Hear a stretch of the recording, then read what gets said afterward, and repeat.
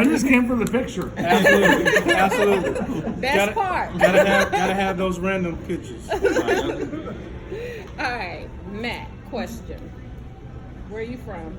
I'm originally from Fayetteville, North Carolina. Okay, so how did you end up here? I ended up in Charlotte by way of Greensboro. Greensboro? Yeah, UNCG.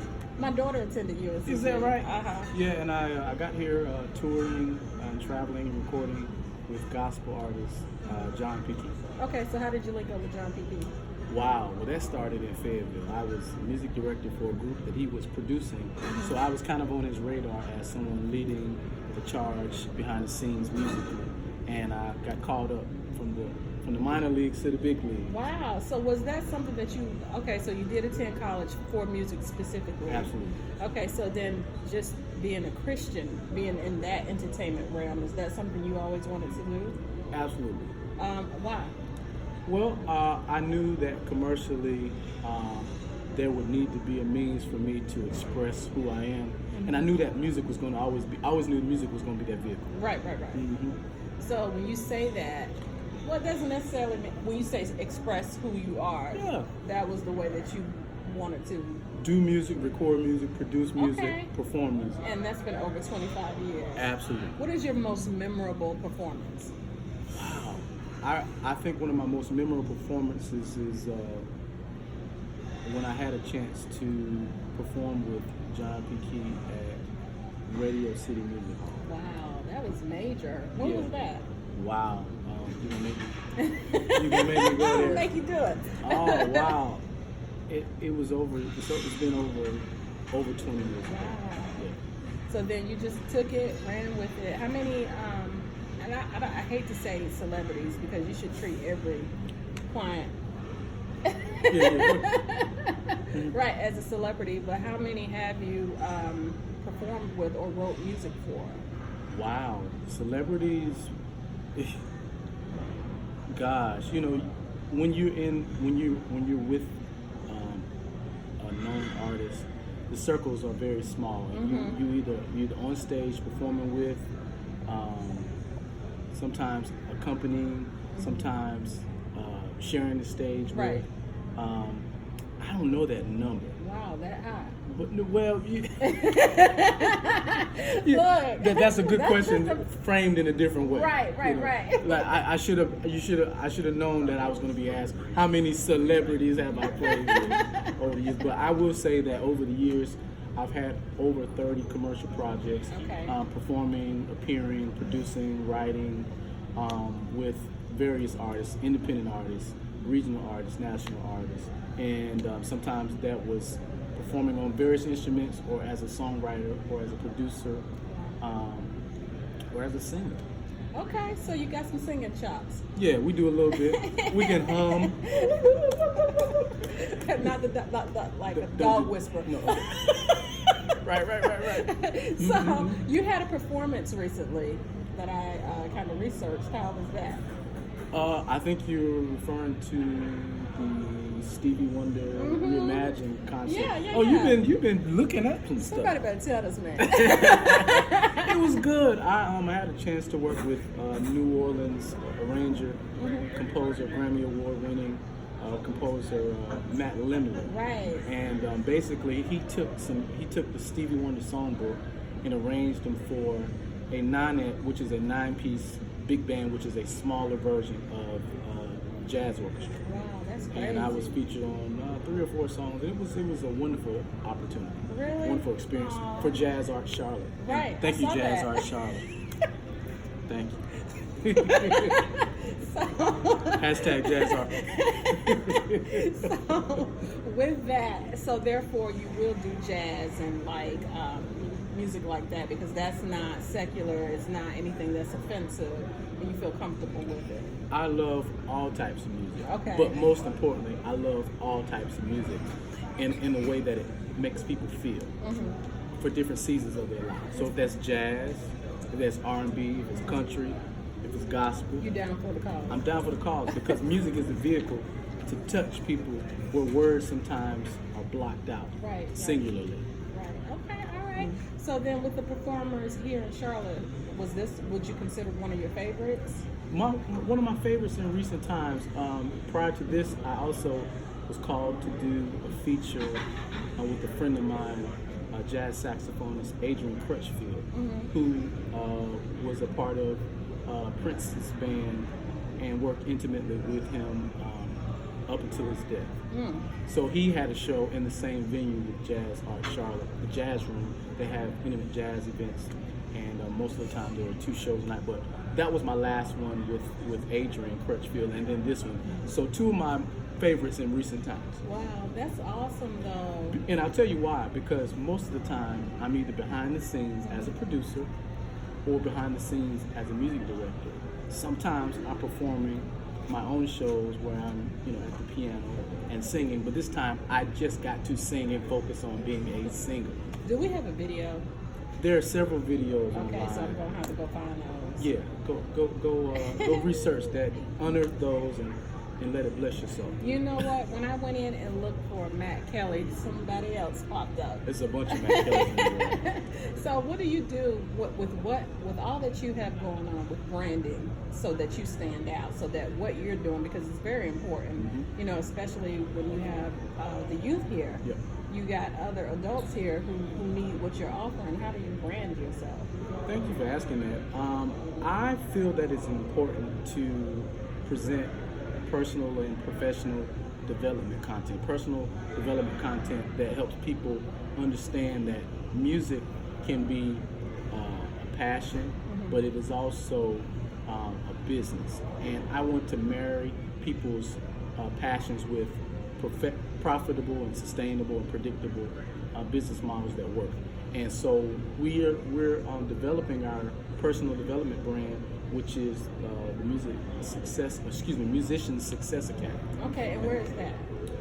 That's actually a virtual online portal that we're building out and developing. Okay, so it's still being. Absolutely. Okay, so what are some of the things that people can expect from that? Definitely resources for ongoing personal development.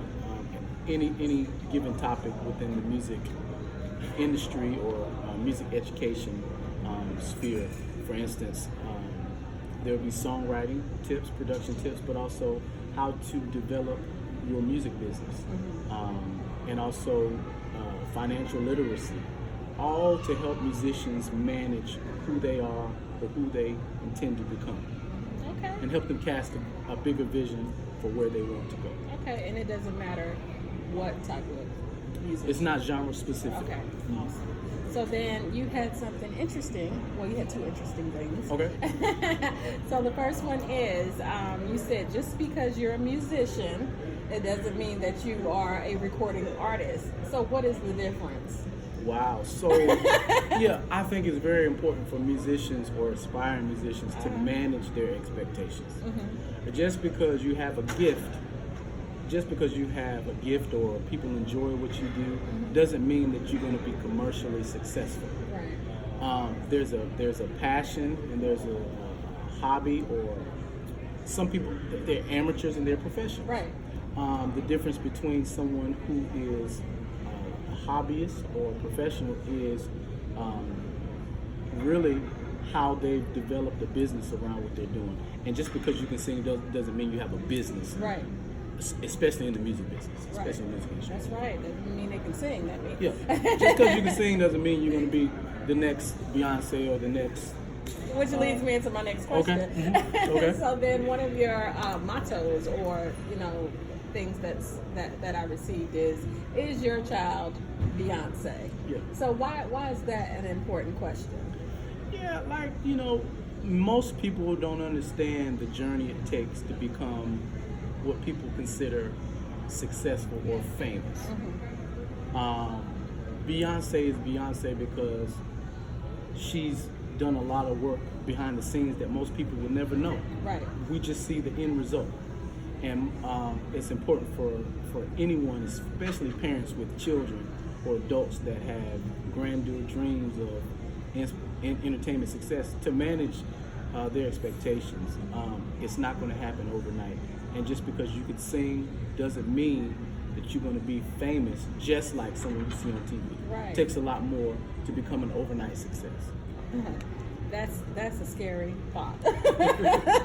Like, how many years I gotta be before it's an overnight success, and I'm gonna be a one-hit wonder? Yeah, and it's a lot that goes into that. A lot of behind-the-scenes training. Most people say, and it's pretty standard. It takes about 10 years to become an overnight success at anything. So how do you motivate your pupils or people that you're inspiring? Well, the first thing is find out what their definition of success looks like. And then we work backwards to build, to marry expectations with actual practical ways and systems that are tried in the business world to help build a predictable and sustainable. Okay, so how do you relate to the people that come on board? Like, so you're going to get different personalities, just different temperaments. So how can you relate to where you can work with everyone? Well, I've been on every spectrum. I've had failures, I've had frustrations, and as a musician, there's no one immune to bumps in the road. At the beginning, everybody sucks. Swear to God. Everybody. What? Hashtag facts. Everybody is terrible when they start. So everybody's, they talk about 10,000 hours to perfect something. You got to go through your process, and what I can relate to, even in the journey of helping people realize their dreams or their goals, is that there's a beginning for everyone.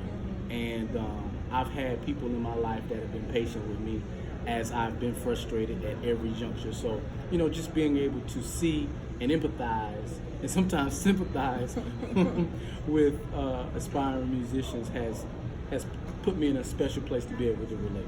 Okay, so as a musician and as a person. As a person, absolutely. Right, you're not an alien. You're not a machine. So then, of course, you knew I was going to ask. I mean, if you answer a question a certain way, I'm going to follow up a certain way. All right, so, and I don't know if you feel comfortable expressing, but, this is real. Yeah, it's real talk. Right, so what is one of those setbacks you've had? Early on in my career, I had to understand or be taught painfully what the difference in what we see on TV and what was actually, as far as what we glamorize in our mind, what we fantasize about the music industry being, and what's actually real life. It took me a while to understand that people that are successful are made, and what I mean by made, like reality TV. Like reality TV, they're packaged to show a vantage point. Music videos sell music because there are visuals that show the artist in a certain light. And earlier on, I thought that just because I was talented, that I was going to be successful. Right. I had to be broke. I had to be homeless. I had to sleep in my car. I had to be without. I've been in situations where early on, the business of managing my career and then managing my personal finances, that was something that I had to get better at. What did you tell me? Yeah, and so it's a journey, because once I made the transition from musician or hobbyist to executive, professional, there's a different set of accountments, a different set of responsibilities that you have to look more closely at as you build and make sure that you put systems in place so you don't repeat steps that you've already made. Right. Okay, so then, like I said, you answer it a certain way, we're going to come back a certain way. Okay. When do you go from hobbyist to the profession? Whenever you can make a living whenever someone gives you money, U.S. currency or otherwise, to do what you love to do on a consistent basis, and you can sustain yourself. I'm not talking about balling. Right. I'm talking about pay your bills and have some. He's sitting up front. Yeah, this is the real life. This is real deal, real life. So, how would you encourage that person that's doing what you're doing to kind of stick to the path? Yeah, start where you are and build, but take your time. The expectation is that we're going to be famous overnight. Nothing happens overnight. Right. Take your time, put a team in place, get people around you that can support you where you are and build. Put things into place, and don't try to look like something you're not if you're just starting out. Right, I swear. Yeah. I don't spend so much money on nothing. Oh my goodness. So, Do we need to schedule a coaching session after yes. this? Okay. So, and let's get into the coaching sessions. When is that offered? Where do you do it? They're offered online, virtually. Basically, I want to know, as I mentioned earlier, what people's goals are, and then I want to get into what some of the challenges are that have kept them from those goals, and then we try to find the closest path to success. But that happens online virtually. Okay, so everything is pretty much virtual. Yeah. All right, so then let's get into the books, which I seen the dates were 2019. Are they are they published or? They're on their way. Okay. I'm sitting on them. Everything has a lead time, and so we're when the time is right, we'll release we'll pull the trigger to release those, Okay. in the time that it takes to get those books out. Okay, can you tell the people names of them or what the purpose? Absolutely. There's one book that comes to mind is Music, Success, and Your Mind. And that book basically takes emerging and seasoned musicians on a journey through profiles of other successful musicians in many genres, in many disciplines. And at the end of each profile of each musician, there are some tidbits to help musicians, kind of like one last thing, what they want to leave. So it's a great concept, and I enjoyed getting to know some of the musicians that I've admired from afar. Right.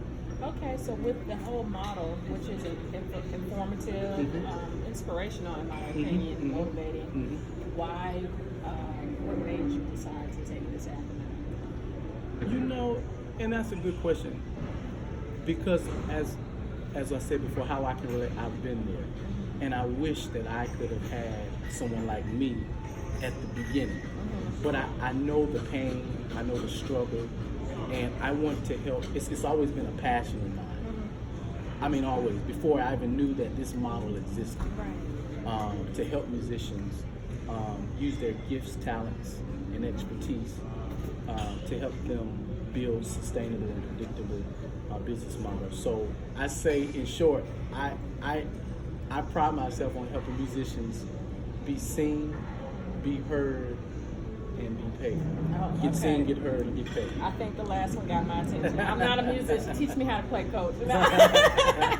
So, like, if you weren't doing music, what would you be doing?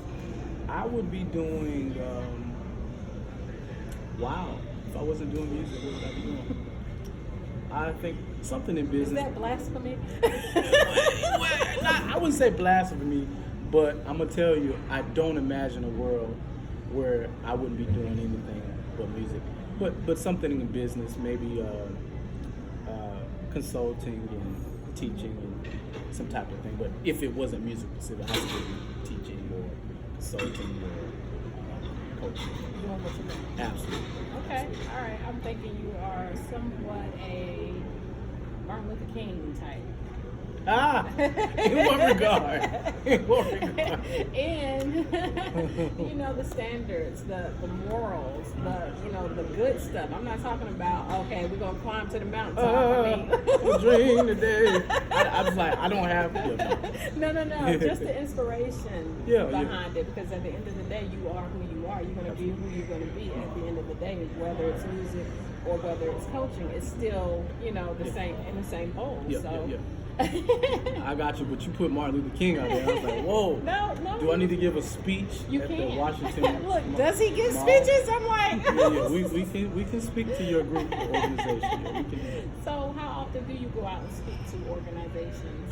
Not as much as I would like so far, but we welcome those opportunities. Hashtag. Look, did he do the Hashtag smooth? book me. No, I actually do. I I fostered my love for speaking through a local Toastmasters group, and Okay. I understood the power of speaking, Right.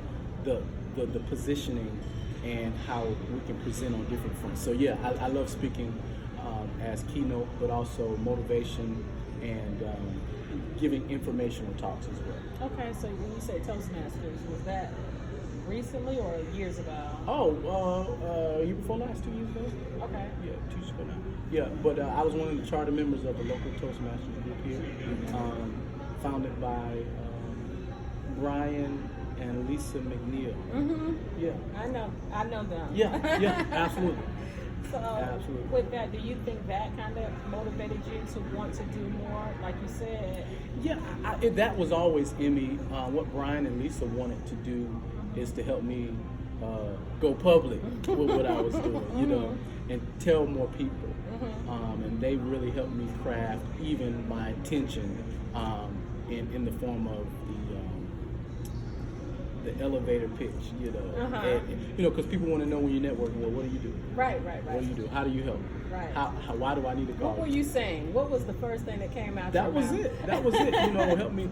So this was mine. Then it was, and I've shortened it a little bit. I help musicians build. I help musicians leverage their gifts, talents, expertise to build a predictable and sustainable income, so they don't have to work day jobs they hate. Oh, right. Facts. That was the plug right there. Yeah. So then, Brian helped me come up with that actually through a formula. Thank you, Brian.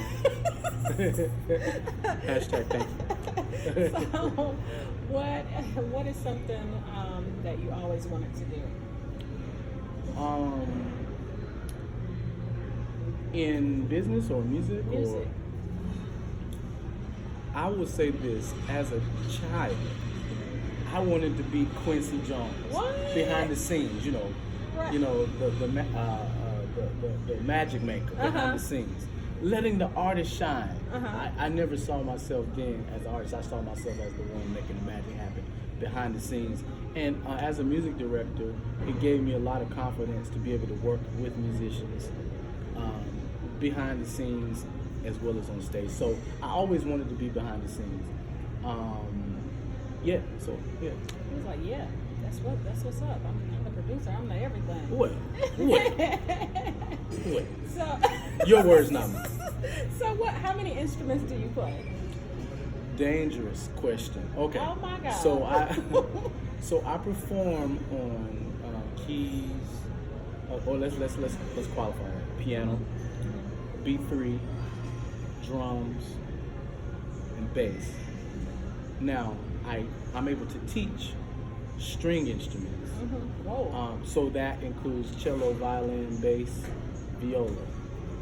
I also teach brass instruments. So that includes. So we have to have proficiency on all these trumpet, trombone,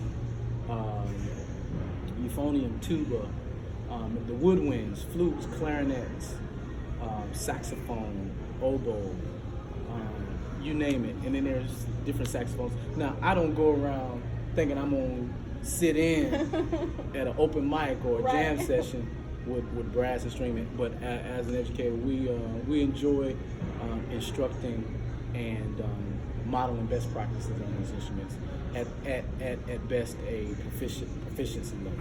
Okay. Do you go into the schools and do this, or? Yes, I work with a company called American Independent Music Association, and basically we facilitate band and general music programs in private, charter, and Christian schools.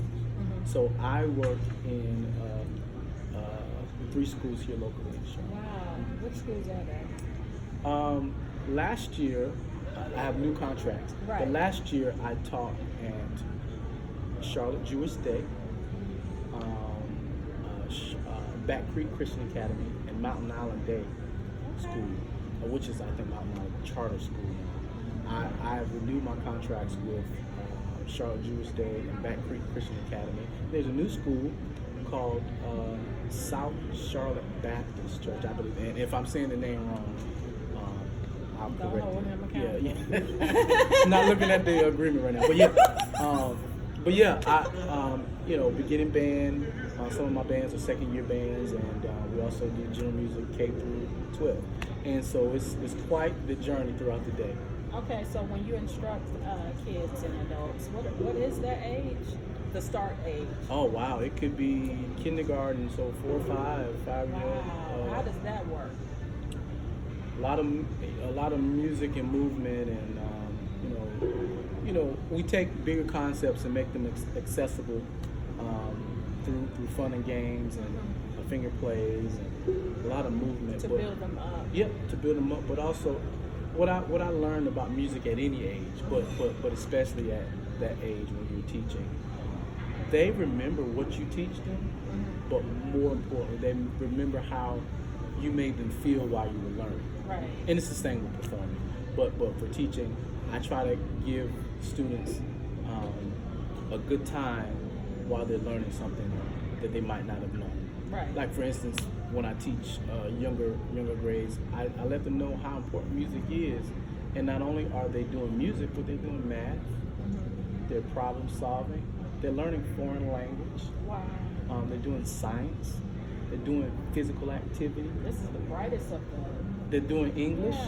Yeah. And so they don't understand all the subject matter, but they're getting that, and we try to make it fun. Right. Yeah. Fun. Yeah. So what is one of the most awe-inspiring moments you've had as a musician and producer? Awe-inspiring. Whenever someone comes up to me and expresses how something that I said or sang or played made them feel, or something that how it impacted them in that moment. Right. Because sometimes, people don't realize that musicians are human. Sometimes during performance, they're working through their own stuff. Right. But if it means that much for someone to make their way to me after a performance or a class to say, I really enjoyed this, thank you for sharing that song with me, it made me feel this way. Or I was going through this, but when I heard your song, it lifted me. That's why I do music. Right. And sometimes that can't be found, as I mentioned earlier, that can't be exclusive to one genre, because people need different things at different times. Okay, so who's your favorite R&B artist? Oh God. And I got a follow-up. Oh God. Okay, so favorite R&B artist. I mean, we talking about classic or We talk today? about, listen, there's no restrictions on R&B. You're right. All right, I'm gonna give you two. Well, he's not R&B. Well, I'm gonna stick with Stevie Wonder. Stevie Wonder. Why? His messages of love and unity seem to transcend the times. And there's one universal theme of love, and he's been a pioneer at sharing that music. And Stevie Wonder, yeah, I think Stevie Wonder is a great storyteller and a great tunesmith. But also today, there are some more modern artists that I love. I like P.J. Morton. I hear that a lot. Oh my goodness, he's wonderful. He comes from that same line of singer-songwriters, Right. musicians, and Multi-layered. absolutely. And as well, I'm a great fan of Gregory Porter. But it's not really R&B. That's kind of like soul. Neo soul. Soul. Yeah. All right. So, who's your favorite hip hop artist? Wow, you did mean that you had a follow up. Hip hop. I'm gonna go with. Wow. Let's see. Right off the top of my head, I'm gonna go with. I like Kendrick. Kendrick Lamar. I like Kendrick. Woke. Yeah. Like he sees, like I see the world through his eyes when I listen to his music. And anybody that's talking about something that's real, something that's reflective, I tend to gravitate to stories. Right. And people trying to uplift the people and to further a message of love and informing ourselves, Right. arming ourselves with knowledge about what's really going on. So yeah. Okay, all right. So then this is my last question. All right. You glad? No, let's Were you keep going. sweating? No, I'm good. I'm good. This is the first half, part one, right? No. Unless you have something to share that we didn't cover, that would be great. You know, sometimes people hold out. Well, listen, you go ahead and ask your question. We'll get through I it. just want your website information. Absolutely. The website that you can. And social media handles. Yeah. Actually, I have two questions. Okay. Social media handles is going to be Matt Kelly online, virtually anywhere, and that's how I differentiate myself between all the Matthew Kellys in the world. Hey y'all. It's Matt Kelly online, anywhere on social media, and once the site is completed, a lot of my content will be found at mattkellyonline.com. Okay.